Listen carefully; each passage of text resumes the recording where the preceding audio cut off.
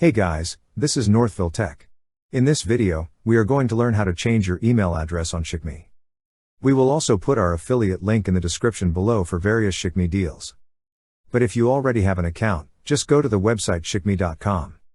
Then click on the profile icon at the upper right corner of the screen. Next, sign in with your email address and password. Once you're signed in, you will see a profile icon at the upper right corner of the screen. Click on the profile icon. On the drop-down list, you will see an option for My Account.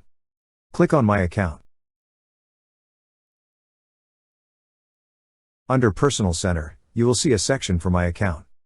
Beside it is an Add button. Click on the Add button.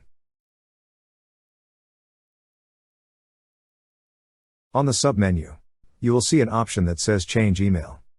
Click on Change Email. On the first field, enter your current email address.